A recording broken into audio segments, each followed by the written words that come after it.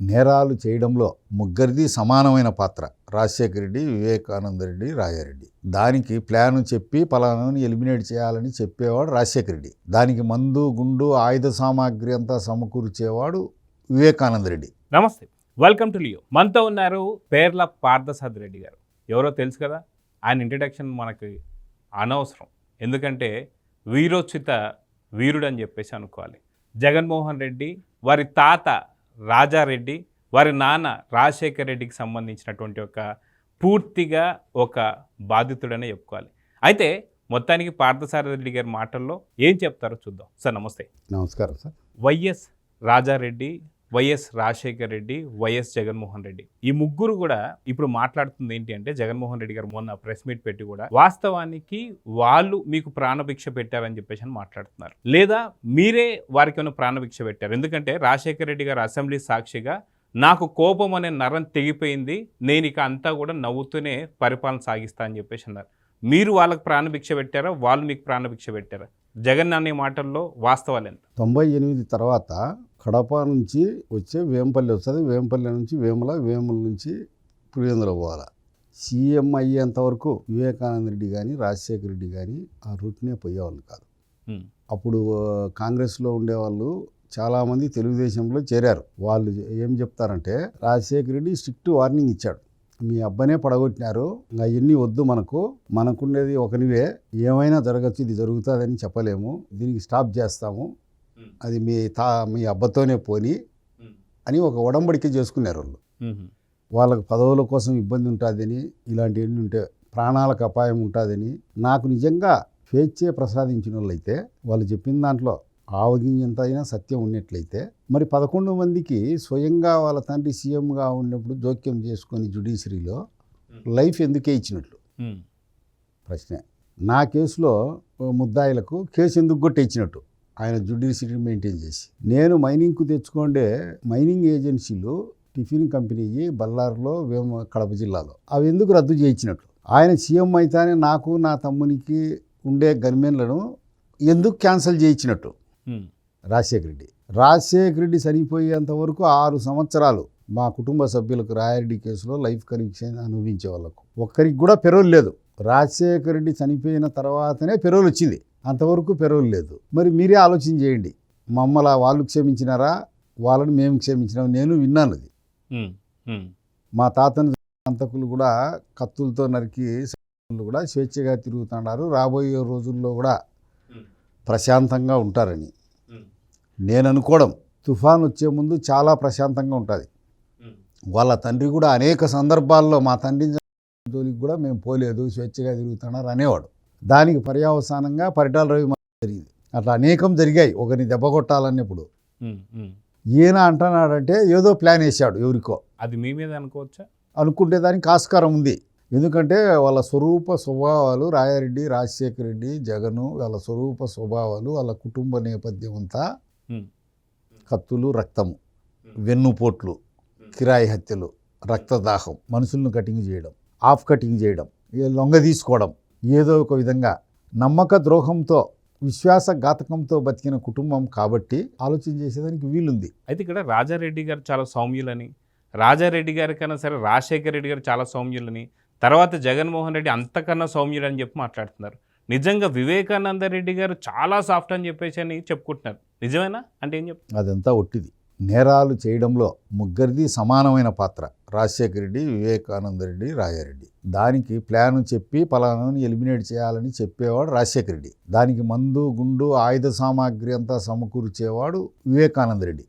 వాళ్ళ నాయన పేరు ఉపయోగిస్తారు. ప్రతి ఒక్క క్రైమ్ వెనక ముగ్గురు నాలెడ్జి ఉంటుంది. వాళ్ళు పంపినటువంటి వ్యక్తులు కిరాయంతకులు కానీ ఒక ఇన్సిడెంట్ చేసిన తర్వాత వివేకానంద రెడ్డి డ్యూటీ ఏమిటి, వాళ్ళకి పోయేదానికి ముందు వాళ్ళకి కావాల్సినటువంటి ఆయుధ సామాగ్రి, బాంబులు, తుపాకులు, కొడవన్లు ఇట్లాంటి సమకూర్చడము.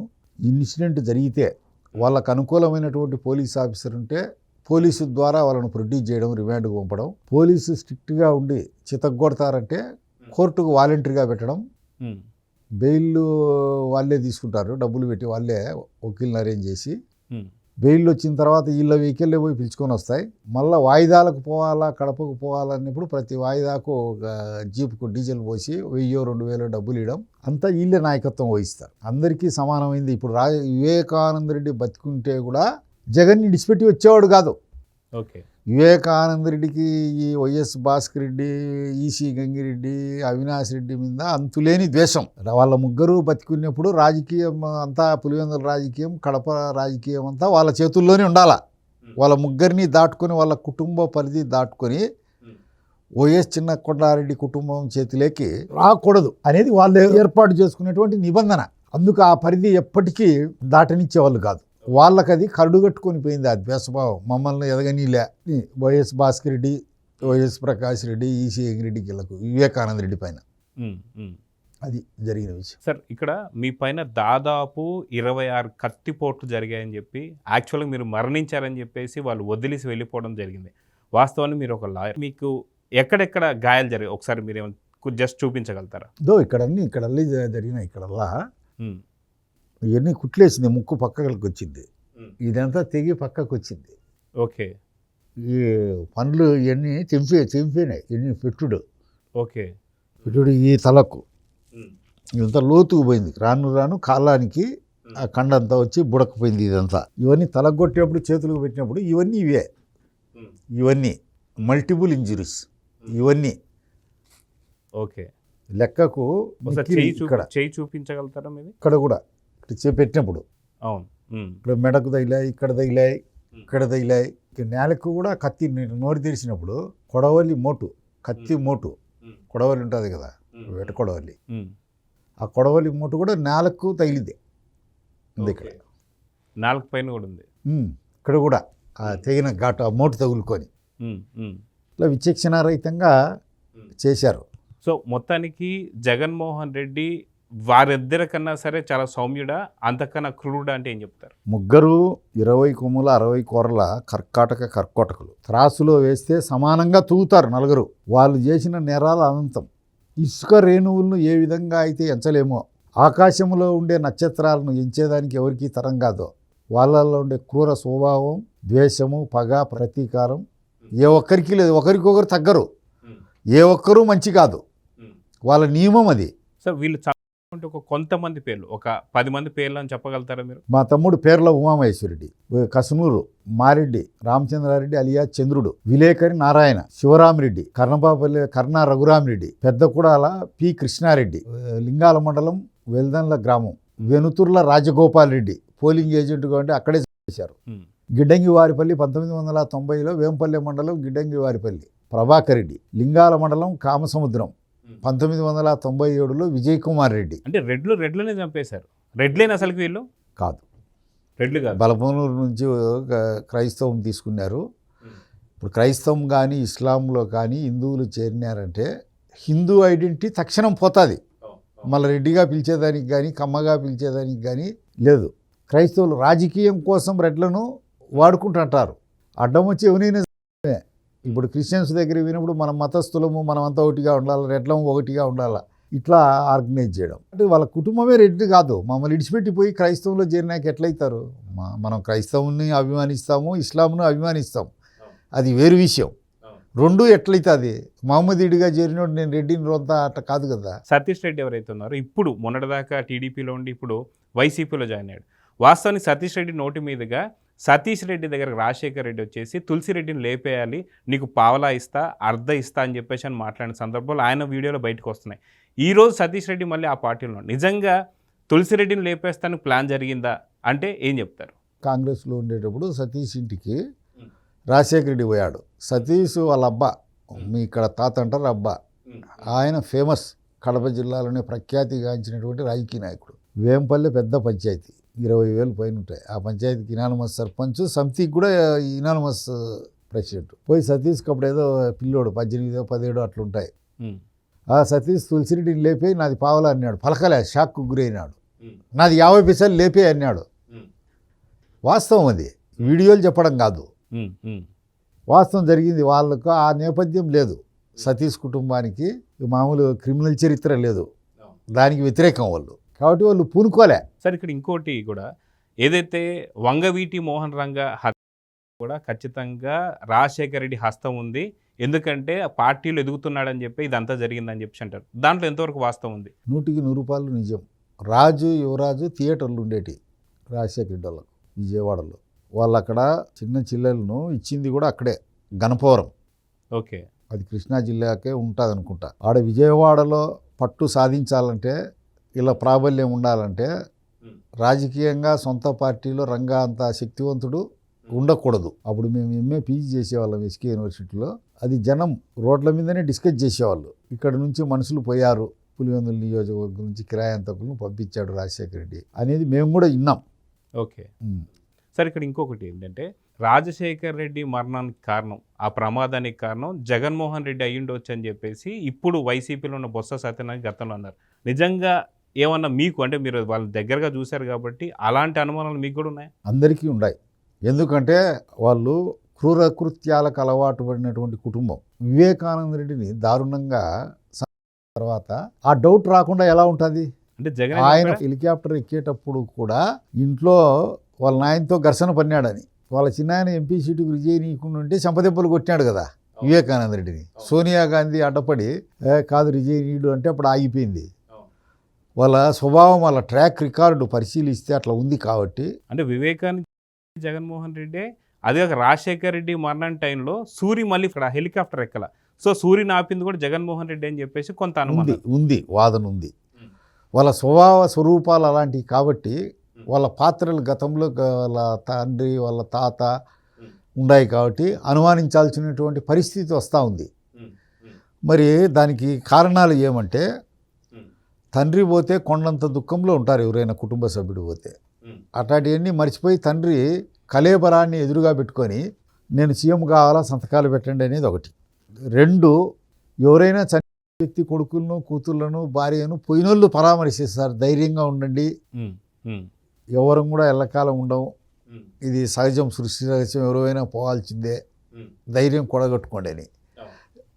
జగనే భుజాల మీద చేతులేసి మీరు ధైర్యంగా ఉండండి, వాళ్ళ నాయన కదా కాదు కదా చనిపోయింది, వాళ్ళు ఎందుకు ధైర్యంగా ఉండాలా, జగ్గారెడ్డి కూడా ఇదే చెప్పాడు, మీ నాయన కదా అనడము. అది జరిగిన తర్వాత పొలిటికల్గా మైలేజ్ పొందేటందుకు మా నాయన రిలయన్స్ వాళ్ళు చంపినారనడము, సోనియా గాంధీ కుట్ర చేసింది అనడము, రిలయన్స్ వాళ్ళవన్నీ తునాతునకలుగా బద్దలుగా పగలగొట్టడం, వాళ్ళ పెట్రోల్ షాపులు, వాళ్ళ ఆఫీసులు అన్నీ వాళ్ళవి. మళ్ళా సీఎం అయిన తర్వాత పరిమళ సత్వాని ఎవరు వాళ్ళ సమీప బంధువు రిలయన్స్ రాజ్యసభ సభ్యత్వం ఇవ్వడము, ఇవన్నీ అనుమానం కలిగిస్తాయి. సార్, ఇక్కడ ఇంకొక విషయం ఏంటంటే వివేకానంద రెడ్డి లేదా రాజశేఖర రెడ్డి మరణాల వెనుక ఖచ్చితంగా జగన్మోహన్ రెడ్డి ఉన్నాడని చెప్పి అనుమానం ఖచ్చితంగా ఉంది.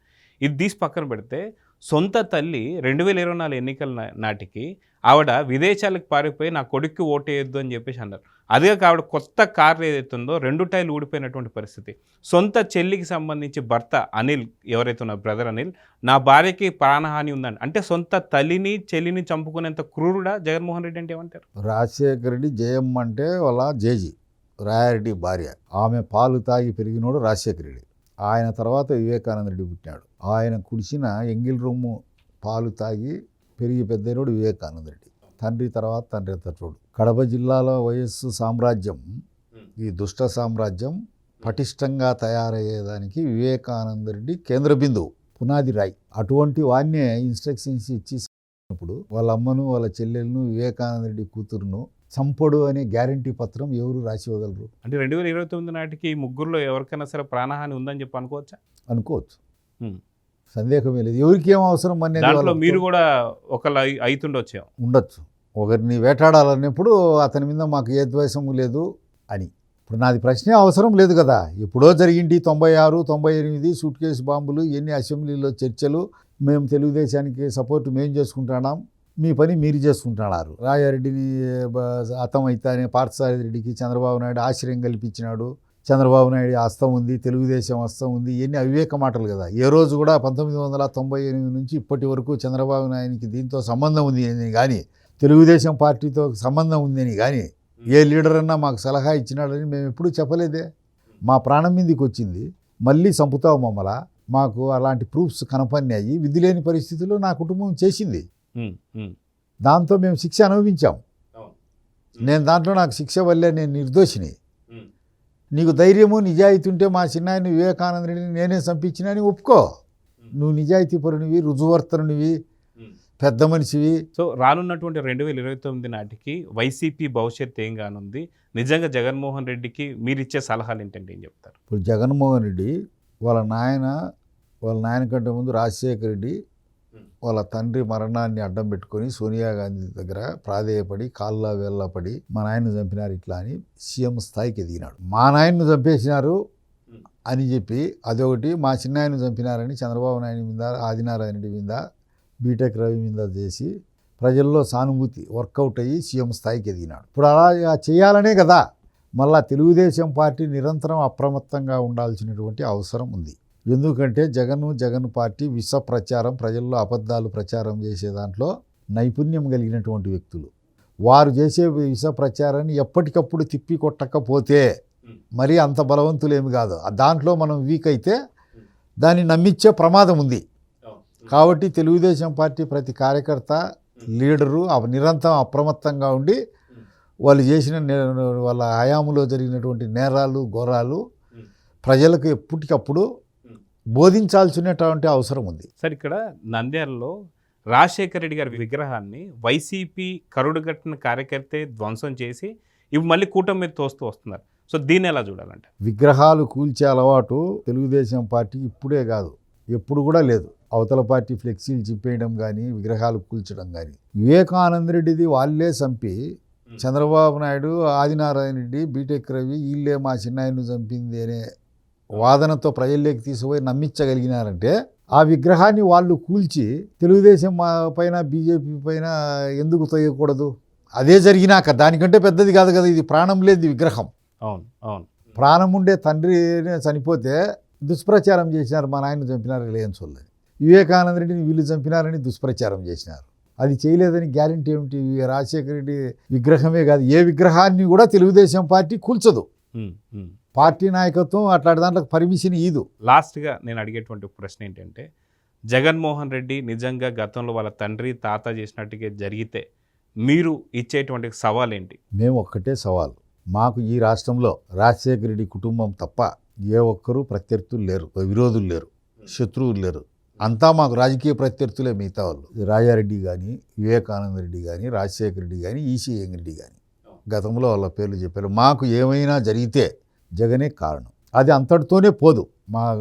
వాళ్ళు చంపినారు కదా మా తమ్ముని ఉమామహేశ్వరరెడ్డి కొడుకు పేర్ల కళ్యాణ్ కుమార్ రెడ్డి, ఇంకా మా కొడుకు పరీక్షిత్ మహారాజ్ రెడ్డి, వాళ్ళ దాంట్లో అన్యాయంగా జైలు అనుభవించినటువంటి మా బావ ఉన్నాడు పోరెడ్డి విశ్వనాథ్ రెడ్డి కొడుకు ఉన్నారు, మనవనులు ఉన్నారు, అసంఖ్యంగా ఉన్నారు. మా పెదనాయన కొడుకులు, చిన్నాయన కొడుకులు వాళ్ళ చేతుల్లో బాధల వన్యలు. మేము వద్దని చెప్పినా కానీ వాళ్ళు ఊరుకోరు. మాకైతే ఏమీ అవసరం లేదు, ఎవ్వరూ లేరు. మాకంతా ప్రత్యర్థులే. రాజకీయ సిద్ధాంతాలు వాళ్ళు నమ్మిన సిద్ధాంతం వాళ్ళు పనిచేస్తారు, మేము నమ్మిన సిద్ధాంతం మేము పనిచేస్తాం. మిమ్మల్ని ఏం చేయకపోతే మీరు జగన్ ఏం చేయనంటారు, అంతేనా? ఏమి చేయ మా జోలికి రాకపోతే. నన్ను అటెంప్ట్ చేసింటేనే కదా రాజారెడ్డి వరకు పోయింది. ఒకవేళ ఇప్పుడు వస్తే వస్తే మా వాళ్ళు చూస్తుంటారు. అది ఇంకా చెప్పేది ఏమీ కాదు. ఖచ్చితంగా మీరు నిండు నూరేళ్ళు ఆరోగ్యంగా సంతోషంగా ఉండాలని అయితే కోరుకుందాం. నమస్తే సార్. నమస్కారం.